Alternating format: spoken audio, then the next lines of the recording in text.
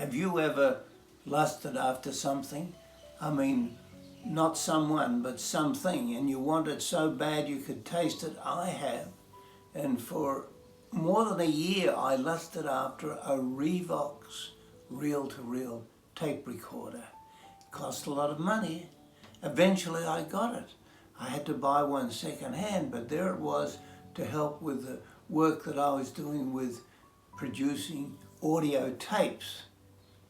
Well, do you know what happened to it? In the end, it was surpassed by other developments. And I couldn't find anyone who was even interested in buying it. And I think it went to the dump. You know, I've had lots and lots of electronic equipment, and that's where much of it finished up, because I just didn't know where else to put it, and it was no longer any use because of the newer models or the changes in the industry, and it was just junk, terrible junk that had cost such a lot. Actually, when I think about it, I was quite obsessed with technical catalogues, and the tech catalogues would talk about the latest devices, and I was absolutely hooked. When we used to go to America every year, I would stay up nearly the whole night ringing free-to-call stores all over the United States trying to get the best deal on some electronic device, usually tape recorder or recorder of some kind. See these cases here? They were all filled with electronic equipment, or wires and cables. But they were yesterday's heroes, because now they've all been superseded and no one wants them anymore. And I don't want them because they're so complicated to use, and now things are much simpler. I've been reading about John Wesley, and the other early preachers. I'm amazed at their amount of writing that they did.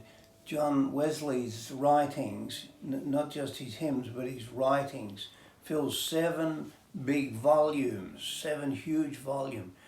And these were all written by hand, no computer, no high-tech, just written by hand.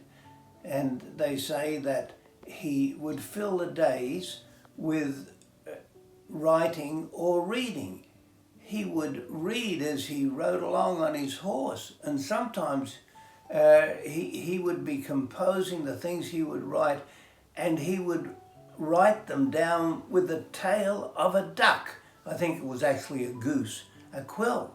And that's how he did it all, or those people long ago. We think we're smart now, but compared to the way these people applied themselves, we are really very slack.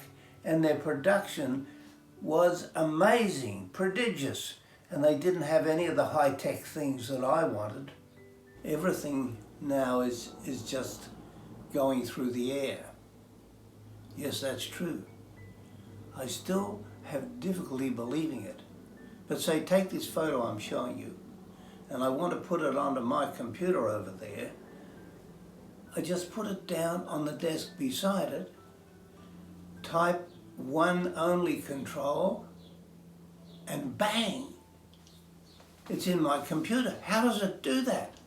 No wires. I had miles of wires connecting things. No wires. It just goes through the air. My core motivation remains the same. I'd like to communicate with people. I would like to tell them God loves you. I would like to tell them that there's a family they can be included in. I would like to tell them that they're accepted and that they're a good person. And all of this is because of the ministry of Jesus, his death and resurrection. And so I wanted all these bits and pieces, which are now obsolete.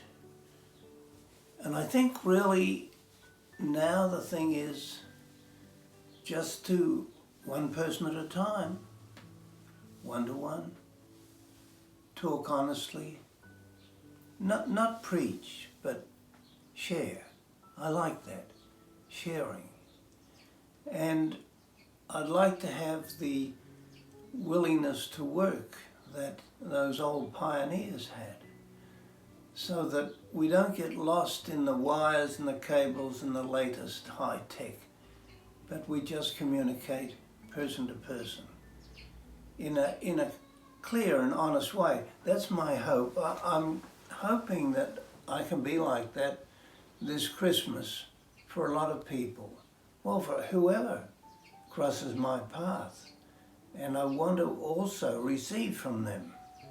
And if they give me a smile or some encouragement, I accept that as a gift from God.